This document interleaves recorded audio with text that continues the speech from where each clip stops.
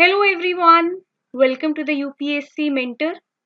This is part 37 of the elimination series for UPSC Prelims 2025. अभी तक हमने अपने चैनल पर 36 वीडियोस अपलोड कर दिए हैं। आप उन सभी को जाके प्लेलिस्ट सेक्शन में चेकआउट कर सकते हैं।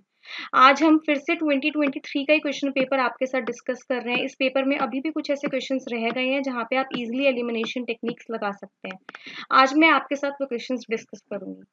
देखिए, अब विदाउट टाइम वेस्ट करें हम स्टार्ट करते हैं यहाँ पे क्वेश्चंस को डिस्कस करना। Question number 79। In India, the biodiversity management committees are key to the realization of objectives of Nagoya Protocol. देखो यहाँ पे फर्स्ट स्टेटमेंट में अगर आप देखो कुछ भी एक्सट्रीम नहीं दिया गया है, कोई भी एज सच नाउन नहीं दिया गया है। हम सभी को पता है कि बायोडाइवर्सिटी मैनेजमेंट कमिटीज जो होती हैं, अगर हमने किसी ने थोड़ा भी पढ़ा है, जो बायोडाइवर्सिटी एक्ट 2002 के अंडर बनी है, वो एक तरीके से जहाँ पे नगोया प्रोटोकॉल्स है, कार्टेजिना प्रोटोकॉल्स हैं, उनको हैंडल करने के लिए आई है। अगर आपको ऐसा लग रहा हो कि यहाँ पे नगोया प्रोटोकॉल हो सकता है गलत वर्ड दिया हो, इसकी जगह ये नाउन है, इसको गलत यूज किया गया, मैंने पहले भी बताया था जब बहुत डिफिकल्ट वर्ड दिया होता है तो वो जनरली कॉपी पेस्टेड होता है। अगर यहाँ पे कोई बहुत इजी वर्ड दिया होता, कोई और प्रोटोकॉल दी होती, जैसे मान लीजिए पेरिस प्रोटोकॉल दे दिया यहाँ, तो पेरिस प्रोटोकॉल के बारे में हम सभी को पता है, तो हो सकता था वो यहाँ पे जो है रिप्लेस किया गया हो। बट नगोया प्रोटोकॉल के बारे में बस उन लोगों को पता होगा जिन्होंने बायोडाइवर्सिटी एक्ट 2002 को डिटेल में पढ़ा। तो यहाँ पे जो है आप इसको एक तरीके से सही मान सकते हैं कि यहाँ पे नाउन गलत नहीं है। सेकंड आ जाता है, the biodiversity management committees have important functions in determining access and benefit sharing, including the power to levy collection fees on the access of biological resources within its jurisdiction। ठीक है, उसकी एक यहाँ पे इंपॉर्टेंट फंक्शन के बारे में बात की जा रही है और किसी भी XYZ चीज के बारे में बात नहीं की जा रही। यहाँ पे कोई फैक्ट नहीं दिया गया, कोई एक्सट्रीम स्टेटमेंट नहीं दिया गया जहां से हम ये बोल दे कि ये चीज जो है गलत हो सकती है। जब ये जनरल स्टेटमेंट लग रहा है तो आप इसको सही मानते हुए चलिए। तो देखिए यहाँ पे ऑप्शन नंबर 2 भी सही हो जाएगा।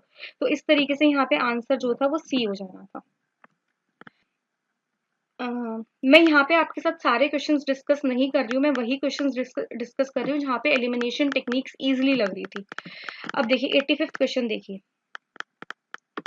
with respect to the Constitution Day. Constitution Day is celebrated on 26th November every day to promote constitutional values among citizens. ठीक है, एक डेट दी गई है कि उस दिन कॉन्स्टिट्यूशनल डे सेलिब्रेट होता है नहीं होता।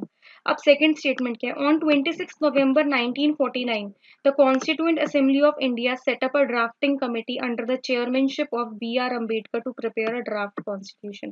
देखो यहाँ पे ना थोड़ा सा कॉमन सेंस लगाना था। हम सब ने जब लक्ष्मीकांत पढ़ी है तो हमें पता है कि 26 नवंबर को हमारे कॉन्स्टिट्यूशन के कुछ प्रोविजंस को इनैक्ट कर दिया गया था और फिर फाइनली 26 जनवरी 1950 को पूरा कॉन्स्टिट्यूशन इनैक्ट कर दिया गया था, जिसको हम रिपब्लिक डे मानते हैं। तो यहाँ पे इस चीज का तो सेंस बनता है कि ठीक है, हाँ इस दिन कॉन्स्टिट्यूशन डे मना होगा। बट सेकंड स्टेटमेंट में क्या बोल रहा है कि 26 नवंबर 1949 को ड्राफ्टिंग कमेटी सेटअप हुई थी। आप सोचिए 26 नवंबर 1949 को तो कुछ प्रोविजंस इनैक्ट हो गए थे, तो इसी टाइम पे ड्राफ्टिंग कमेटी कैसे बन सकती है? ड्राफ्टिंग कमेटी तो इससे ऑलमोस्ट 2 साल पहले बन चुकी थी। तो यहाँ पे अगर आपने थोड़ा भी कॉमन सेंस अपना लगाया होता तो आप क्रोनोलॉजी के हिसाब से जाते हो इसको पता कर लेते कि सेकंड स्टेटमेंट गलत है। और जैसे ही आपको पता चलता है कि सेकंड स्टेटमेंट गलत है, तो अगर आपको फर्स्ट की नॉलेज अगर नहीं भी है कि कॉन्स्टिट्यूशन डे कौन से दिन सेलिब्रेट होता है, तो आप डायरेक्ट आंसर पे पहुंच जाते हैं, क्योंकि यही होता है स्टेटमेंट वाले क्वेश्चन में। तो आपको पता चला कि यहाँ पे सेकंड स्टेटमेंट गलत है, फर्स्ट सही, वो सॉरी सेकंड स्टेटमेंट गलत है, तो बस आंसर यहाँ पे सी बचता है। अब देखिए 86, ये भी सेम लाइंस पे है। Switzerland is one of the leading exporters of gold in terms of value. ठीक है, देखो यहाँ पे कोई और बात नहीं करी गई है कि नंबर फर्स्ट है, नंबर सेकंड है, नंबर थर्ड है, कोई यहाँ पे स्पेसिफिक नंबर नहीं दिया गया है, बस इतना बोला गया है Switzerland is one of the leading exporters. ठीक है, one of the leading exporters है, हो सकता है। Switzerland has the second largest gold reserves in the world. अब देखो यहाँ पे स्पेसिफिक नंबर दे दिया।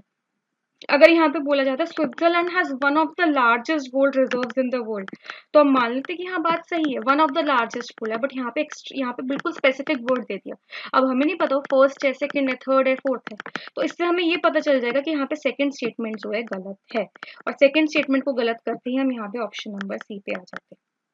देखिए यही स्टेटमेंट वाले क्वेश्चंस में होता है, मैं बार बार बोलती हूँ, यहाँ पे स्टेटमेंट 1 और स्टेटमेंट 2 है, आप बस एक स्टेटमेंट को गलत आइडेंटिफाई कर लो। आपने जैसे एक स्टेटमेंट को गलत आइडेंटिफाई कर लिया, आप डायरेक्टली आंसर पे पहुंच जाओगे, आपको पहले स्टेटमेंट की कोई नॉलेज भी नहीं चाहिए फिर। अब देखो ये वाला देखो, consider the following statement. Statement 1, India accounts for 3 to 2% of the global exports of goods. Specific number दिया गया है, 3.2%, sorry 3.2% of global exports of goods. Specific number. Statement 2. Many local companies and some foreign companies operating in India have taken advantage of India's production linked incentive scheme. कितना general है कि हाँ कुछ companies ने यहाँ पे हमारी प्रोडक्शन लिंक्ड इंसेंटिव स्कीम का बेनिफिट उठाया है। ये नहीं बोला कि नहीं 10% कंपनीज ने उठाया, 20% ने उठाया, ऑल द कंपनीज ने उठाया, ऐसी कोई बात नहीं बोली गई, कोई नंबर नहीं दिया जा रहा, बट फर्स्ट में स्पेसिफिक दिया जा रहा है। तो हमारे लिए ये मानने के रीजन यहाँ पे ज्यादा है कि फर्स्ट जो है वो गलत है और सेकंड सही है यहाँ पे। आई होप आपको ये सब चीजें समझ में आ रही हैं। यहाँ पे मैं आपको जो भी बताना चाह रही हूँ इन चीजों के थ्रू। अब देखिए एक बार आप ये 91st क्वेश्चन देखिए।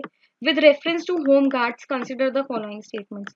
Home guards are raised under the home guards acts and rules of central government.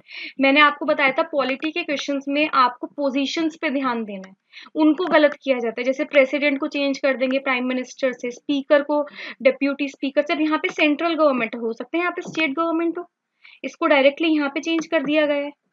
यहाँ पे आपको इस नाउन के ऊपर ध्यान देने की कौन सी पोजीशन की बात हो रही है, पॉलिटी के क्वेश्चंस में सबसे ज्यादा इंपॉर्टेंट होता है। अब सेकंड देखिए, the role of home guards is to serve as an auxiliary force to the police in maintenance of internal security. एक जनरल स्टेटमेंट है, कोई फैक्ट नहीं है, कोई नाउन नहीं है, कोई एक्सट्रीम स्टेटमेंट नहीं है, कोई गलत मानने के लिए हमारे पास रीजन नहीं है।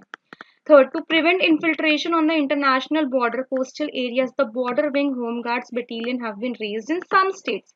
कितना हल्की सी बात करेगी कि कुछ स्टेट्स में यहाँ पे बॉर्डर विंग होम गार्ड्स को रेज किया जा रहा है। हाँ हो सकता है कुछ स्टेट्स में किया जा रहा हो, तो ठीक है। अगर बोलते ऑल द स्टेट्स में किया जा रहा है, इन स्पेसिफिक स्टेट्स का अगर यहाँ पे नाम दे देते, बोल देते कि मणिपुर और असम में किया जा रहा है, तो आप सोच सकते थे कि यहाँ पे रिप्लेस किया गया होगा, बट नहीं, ये चीज भी नहीं है। तो यहाँ पे आंसर जो हो जाएगा बस ओनली 1 रह जाएगा।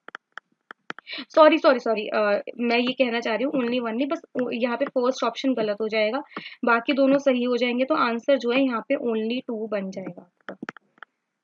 ठीक है, अब आप यहाँ पे देखिए, अब आप इस वाले क्वेश्चन को देखिए। Israel has establish diplomatic relations with सब अरब कंट्रीज। कितना जनरल स्टेटमेंट है कि कुछ अरब कंट्रीज के साथ इजराइल ने डिप्लोमेटिक रिलेशंस एस्टैब्लिश किए। हो सकता है इजराइल ने किया हो, ऑल्दो इजराइलीज की और अरब्स की नहीं बनती, बट फिर भी हो सकता कर रहे हो। The Arab peace initiative mediated by Saudi Arabia वो signed by Israel and Arab League. यहाँ पे कितने सारे नाउंस आ गए कि पहली बात मीडिएट किसने किया, सऊदी अरेबिया का नाम दे दिया। किस किस के बीच में साइन हुआ है, यहाँ पे हो सकता है, चलो ठीक है इजराइल तो आएगा ही, बट यहाँ पे दूसरी यहाँ पे अरब लीग है या नहीं है। तो यहाँ पे नाउंस दिए गए हैं जिससे हमें पता चल रहा है कि ये चीज जो है यहाँ पे गलत हो जाएगी। सॉरी, ये स्टेटमेंट नंबर सी आ जाएगा, क्योंकि यहाँ पे ऑप्शन नंबर 2 जो है गलत हो जाएगा। ये होता है स्टेटमेंट वाले क्वेश्चन में। अब देखिए, अब आप यहाँ पे ये वाला क्वेश्चन देख सकते हैं, G20 के बारे में पूछा गया है। The G20 was originally established as a platform for finance ministers and central bank governors to discuss the international economic and financial issue. देखो ये जो है ना, इसके लिए आपको थोड़ी सी नॉलेज भी चाहिए। G20 जो है ऑलमोस्ट हर साल पेपर में पूछा जाता है। 2020 में मुझे याद है पूछा गया था, 2022 के पेपर में पूछा गया, 2023 के पेपर में भी G20 के बारे में पूछा गया। तो जब कोई चीज इतना ज्यादा पेपर में पूछी जा रही है, तो आपको उसके बारे में थोड़ा बहुत तो पढ़ के रखना चाहिए। तो हाँ, G20 का जो ओरिजिनल एस्टैब्लिशमेंट था वो इसी तरीके से था कि फाइनेंस मिनिस्टर्स और सेंट्रल बैंक गवर्नर्स ने ही किया था। अब सेकंड देखिए, digital public infrastructure is one of the India's G20 priorities. One of the priorities की बात हो रही है, द ओनली प्रायोरिटी की बात नहीं हो रही है यहाँ पे। तो ये जो है इसको भी हमारे पास रॉन्ग मानने का कोई वो नहीं है, तो यहाँ पे जो सही हो जाएगा वो जाएगा सी, बोथ 1 and 2। अब आप ये वाला क्वेश्चन देखिए। Consider the following heavy industries, fertiliser plants, oil refineries, seed plants. Green hydrogen is expected to play a significant role in decarbonizing how many of the above industries। देखिए basically application की बात हो रही है कि डीकार्बनाइजिंग में कौन कौन सी इंडस्ट्री में यहाँ पे ग्रीन हाइड्रोजन यूज हो सकती है।